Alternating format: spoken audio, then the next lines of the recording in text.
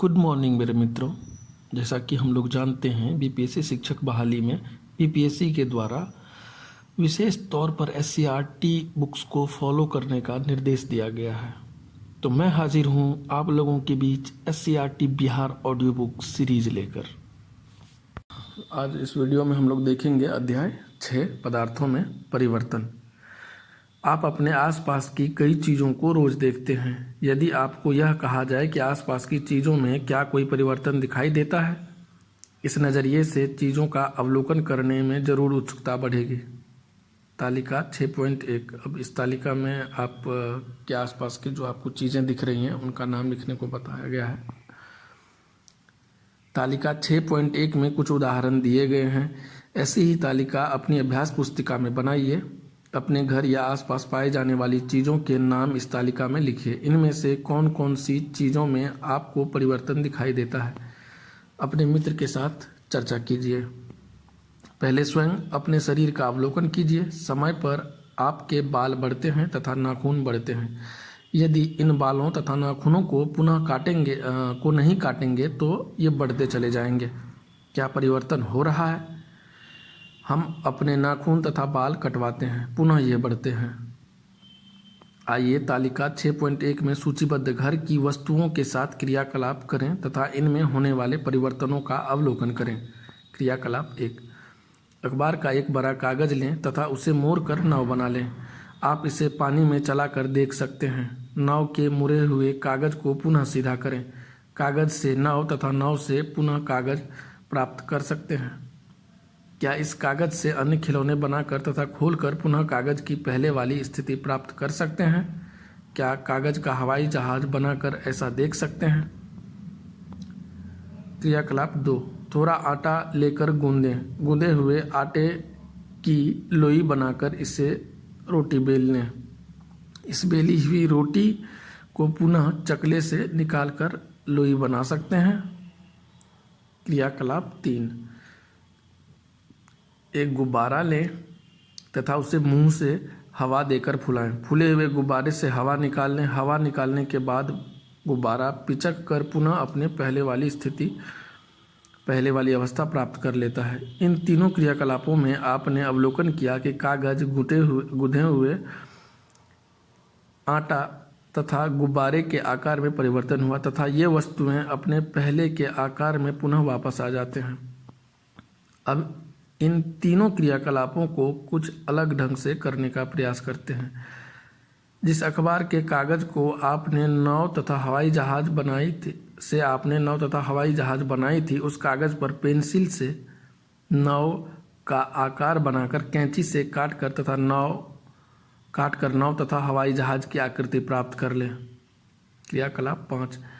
गूंदे हुए आटे की लोई से रोटी बनाकर उसे तवे पर सेंकिए। क्रियाकलाप 6। उसी गुब्बारे को लेकर फुलाइए जिसका क्रियाकलाप 1 में प्रयोग किया गया है। फूले हुए गुब्बारे को धागे से बांध दीजिए। गुब्बारे में नुकीली पेंसिल से छेद कर दीजिए। छेद होते ही गुब्बारा फट जाएगा। क्रियाकलाप 1 में आपने अवलोकन किया कि अखबार के कागज को मोड़कर नाव बनाकर तथा कागज को खोलने पर अखबार का कागज पहले वाली आकृति में आ जाता है। इसी अखबार के कागज को क्रियाकलाप 4 में कैंची से काटकर नाव बनाई गई है। क्या आप ऐसा करने से अखबार के कागज की पहले वाली आकृति प्राप्त कर सकते हैं? क्रियाकलाप 2 में आटे की लोई से रोटी बेली गई है तथा इसे पुनः मोड़कर लोई प्राप्त कर सकते हैं। क्रियाकलाप 5 में बेली गई रोटी को तवे पर पकाया गया है। क्या पकाई गई रोटी से आटे की लोई पुनः प्राप्त कर सकते हैं? क्रियाकलाप 3 में एक पिचके हुए गुब्बारे को फुलाया गया है। इसमें से हवा निकल जाने पर गुब्बारा पिचक जाता है। क्रियाकलाप 6 में इसी गुब्बारे को फुलाकर छेद कर दिया गया है तथा गुब्बारा फट गया।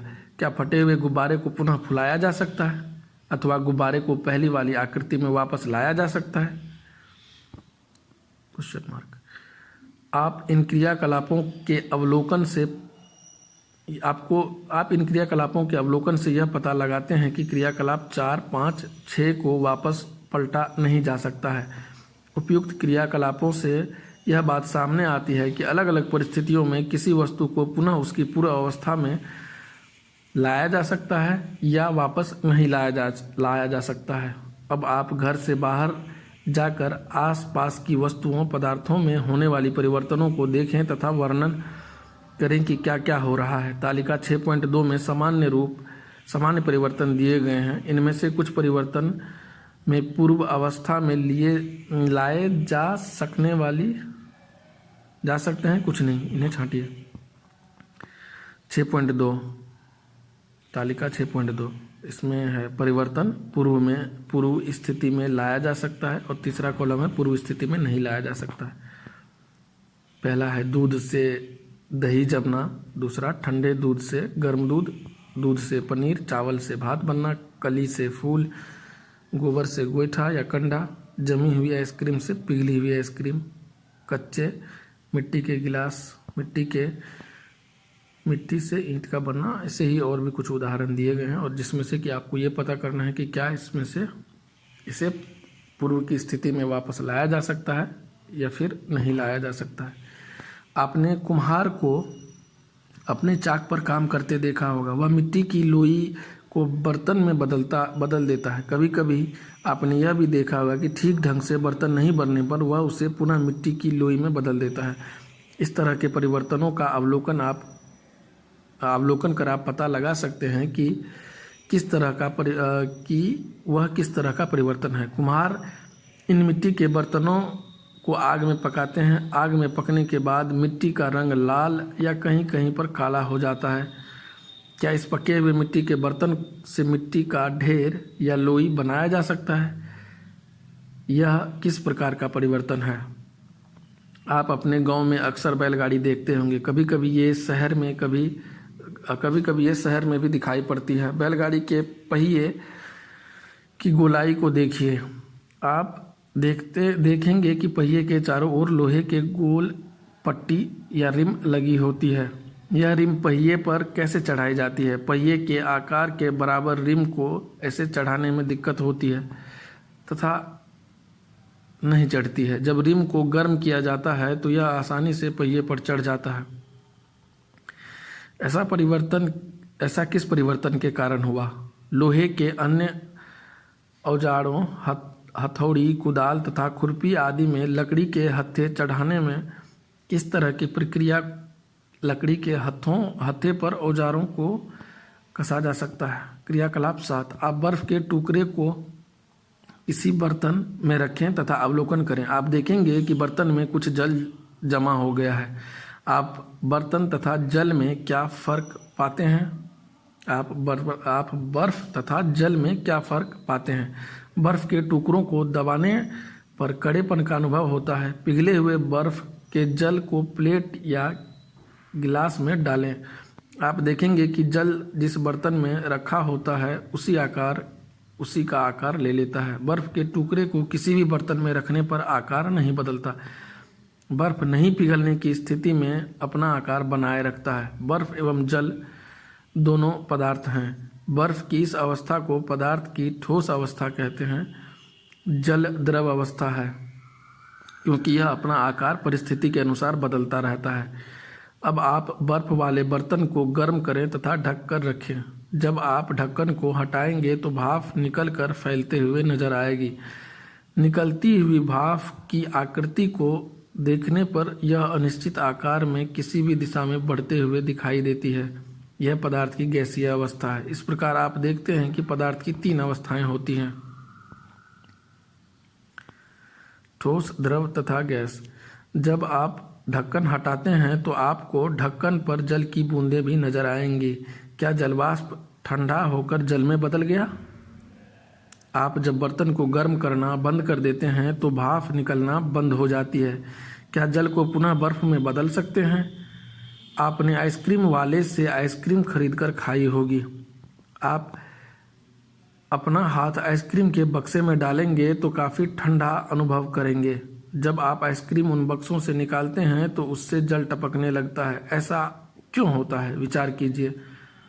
आपके यहाँ यदि फ्रिज हो तो जल को किसी बर्तन में लेकर फ्रीजर वाले भाग में, जहाँ आप काफ़ी ठंडा महसूस करते हैं, रख दें।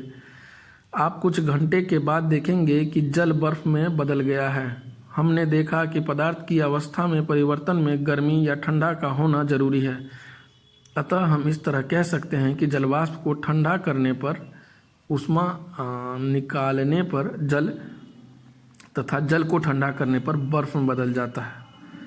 क्या आप बता सकते हैं कि बर्फ से जल तथा जल से जलवाष्प तथा जलवाष्प से जल तथा जल से बर्फ में बदलना कौन सा परिवर्तन है? सामान्यतः इसे भौतिक परिवर्तन कहते हैं।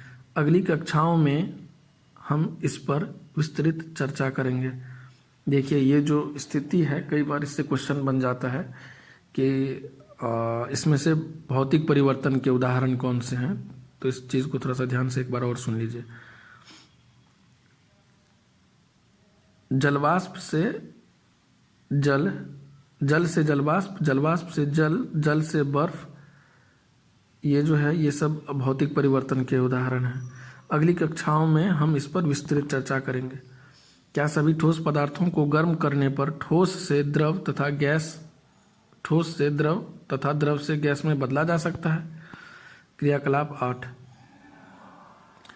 आप एक बर्तन में कपूर लें तथा उसे कांच की गिलास से ढक दें तथा उसे गर्म करें। गर्म करने पर आप क्या अवलोकन करते हैं? आप देखेंगे कि कपूर बिना पिघले उजले धुएं की तरह निकलकर गिलास के भीतरी सतह पर जमा हो जाता है।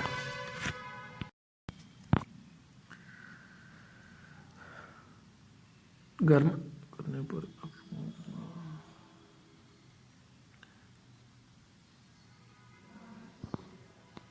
जब आपको कपूर नहीं दिखाई दे तो गर्म करना बंद कर दें तथा कांच की भीतरी दीवार को चम्मच से खरोंच कर तथा एक जगह इकट्ठा करने पर आपको ठोस के रूप में कपूर मिल जाता है। इस प्रक्रिया में पदार्थ की केवल 2 अवस्थाएं दिखती हैं, कपूर की ठोस अवस्था तथा कपूर की गैसीय अवस्था।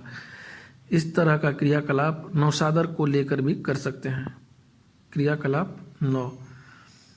आप एक अंडा लेकर फोड़ें तथा उसके अंदर से के द्रव को निकालकर किसी बर्तन में गर्म करें। आप देखेंगे कि अंडे से निकला द्रव ठोस में बदल गया है। आपने उबले हुए अंडे को देखा होगा। आप अनुमान लगा सकते हैं कि अंडे को अंडे का द्रव गर्मी पाकर ठोस में बदल गया है। क्रियाकलाप 10। एक छोटी मोमबत्ती लेकर उसकी लंबाई स्केल से नाप लें। इसे एक उचित स्थान पर लगाकर जलाएं।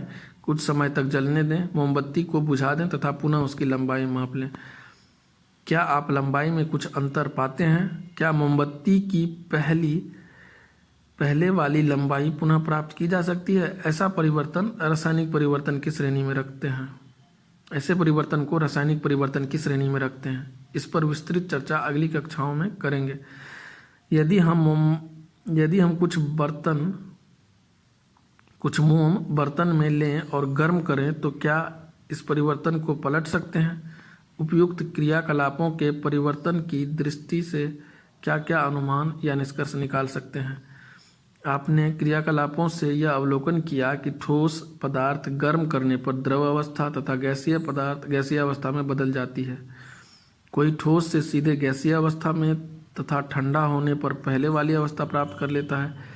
अंडे को उबालने पर उसके अंदर का द्रव ठोस पदार्थ में बदल जाता है। कोई पदार्थ इसी अवस्था में आने पर पहले वाली अवस्था को प्राप्त नहीं कर सकता है।